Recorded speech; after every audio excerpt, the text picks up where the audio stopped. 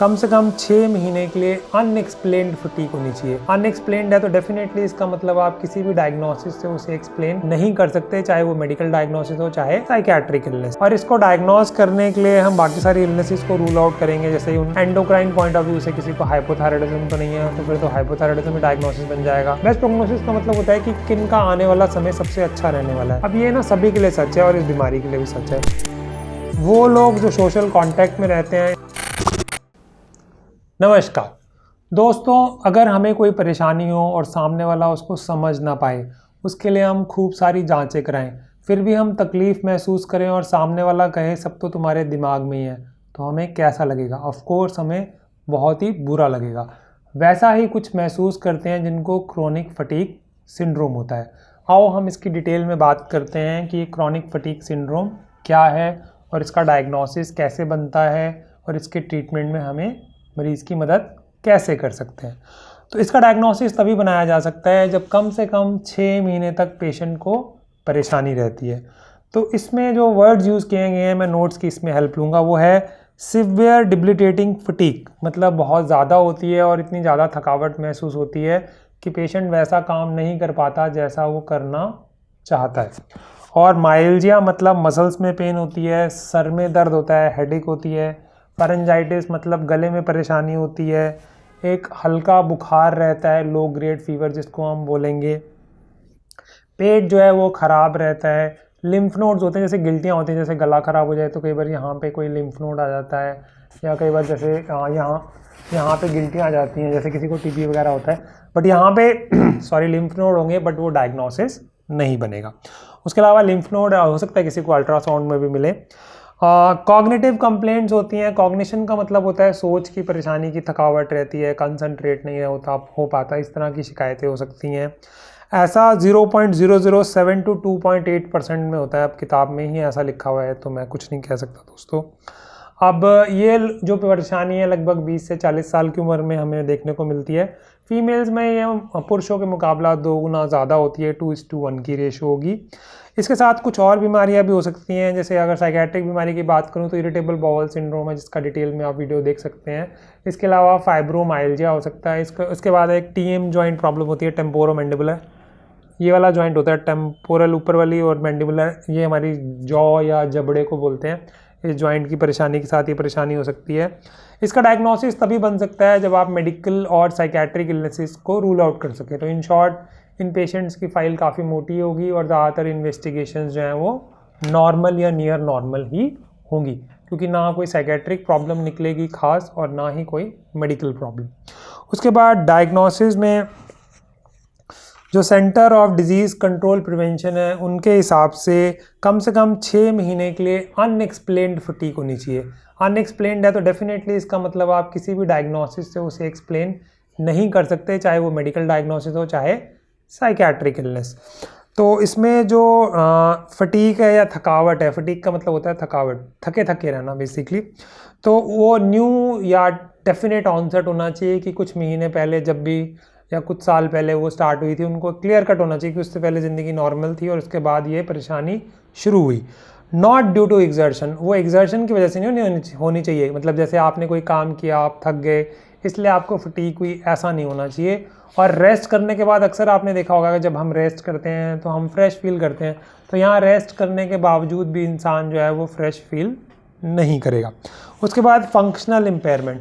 Functional impairment का मतलब है कि इंसान वैसा काम नहीं कर पाएगा जैसा वो बीमारी से पहले कर पाता था, चाहे वो घर की बात हो, स्कूल तो नहीं, कॉलेज होगा, या फिर किसी की जॉब होगी या रिटायरमेंट के बाद भी हो। उसके बाद इन 4 में से 8 क्राइटेरिया होने चाहिए थकावट के अलावा। तो इसमें पहला है मेमोरी एंड कंसंट्रेशन, जैसे मैंने वो कॉग्निशन की बात की थी आपसे थोड़ी देर पहले। उसके बाद है sore throat and lymph nodes, मतलब जैसे गला ख़राब है या फिर गिल्टियाँ हैं, वो भी मैंने आपसे बात की थी अभी। उसके अलावा muscle pain and some joint pain, मतलब जोड़ों में दर्द हो सकता है या मसल्स में दर्द हो सकता है, तो मसल पेन या जॉइंट पेन होगा। उसके अलावा हेडेक होगी और रिफ्रेशिंग नींद नहीं आएगी, सर में दर्द होगा और अच्छे से नींद नहीं आती है। और लास्ट क्राइटेरिया होगा post exertional myalgia more than 24 hours. अब पहले तो बोल रहे थे फटीग होनी चाहिए बिना किसी बात के, अब ये बोल रहे हैं कि मसल्स में थकावट हो रही है, लेकिन काम करने के बाद वो 24 घंटे से भी ज़्यादा रहती है। आमतौर पे ऐसा होता है ना, जैसे हमने कुछ घंटे के लिए काम किया, एक आधा घंटा लेट गए तो हमारा थकावट जो है ख़त्म हो गया, सुबह उठे तो फ्रेश फील किया, बट यहाँ 24 घंटे के बाद भी वो थकावट जो है मसल्स में महसूस होनी चाहिए।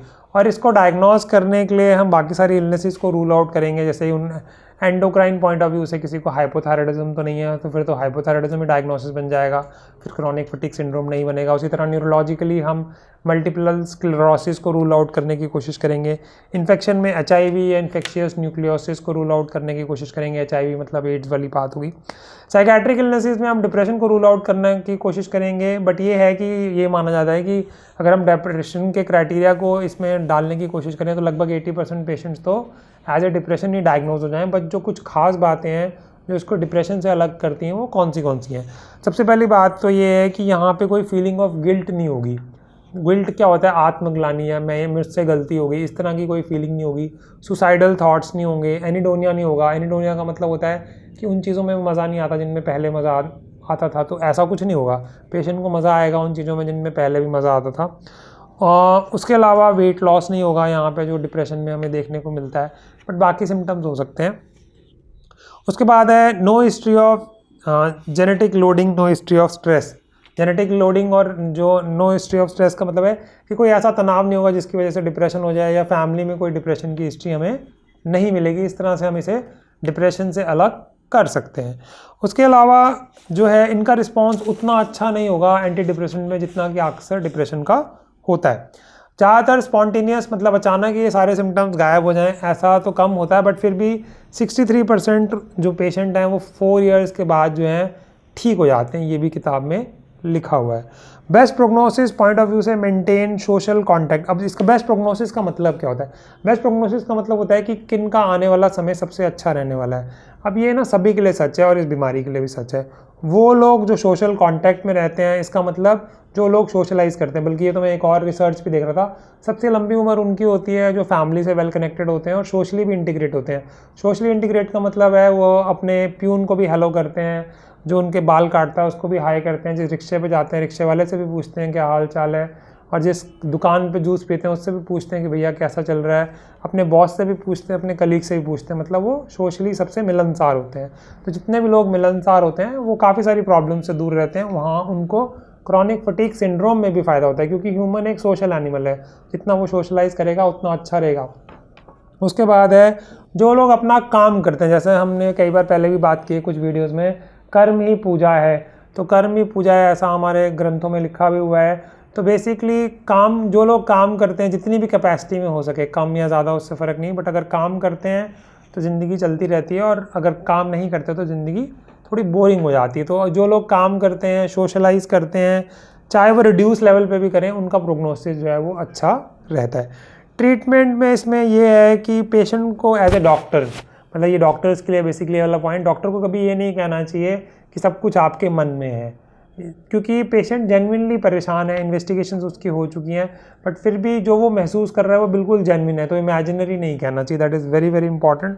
उनको एनकरेज करना चाहिए कि वो काम करें, चाहे वो रिड्यूस लेवल पे काम करें, उतना उम्मीद ना करें जितना नहीं कर पा रहे, बट वो तो करें जो वो कर सकते हैं। तो दैट इज़ वेरी इंपॉर्टेंट।